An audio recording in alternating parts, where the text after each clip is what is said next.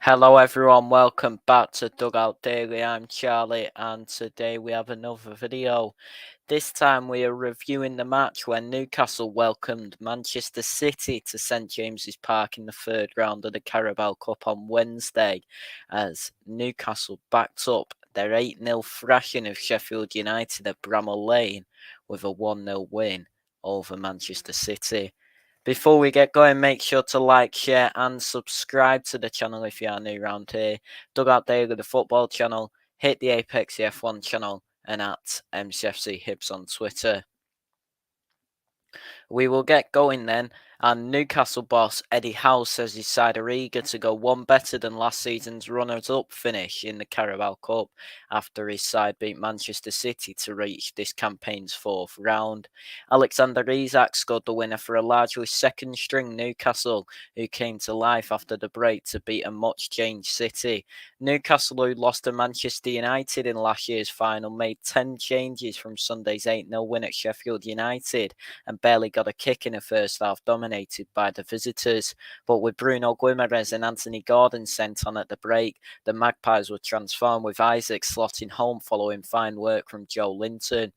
Pre-game, the run last year was in our thoughts, Howe told Sky Sports. It was an inspiration to us and helped our season, albeit the final maybe affected our league results. We look back on it with real pride. We want to try and go one further if we can, but there's a long way to go at this stage. We're still there fighting.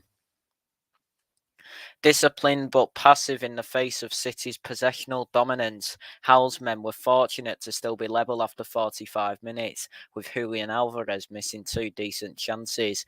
Pep Guardiola opted for 7 changes of his own, giving a first start to young midfielder Oscar Bob among them, but the familiar patient probing was evident. But the home side deserved their victory thanks to their second half display, which was full of energy and endeavour and played largely in the face of a City side who couldn't react. For Pep Guardiola's side, it was just a second loss inside 90 minutes in their last 38 games in all competitions.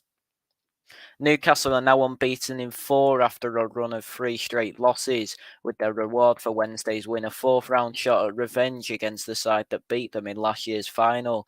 The only downside for Newcastle, with PSG to come on Wednesday in the Champions League after Saturday's league visit of Burnley, was Isak departing the game on the hour with an injury.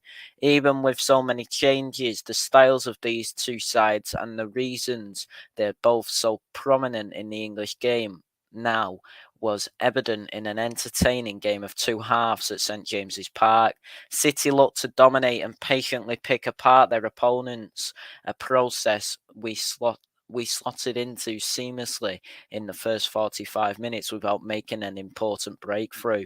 Bob buzzed about and produced some nice touches. Calvin Phillips saw plenty of the ball and recycled it neatly inside the Newcastle half, and Jack Grealish gave the home defence plenty to stay vigilant about.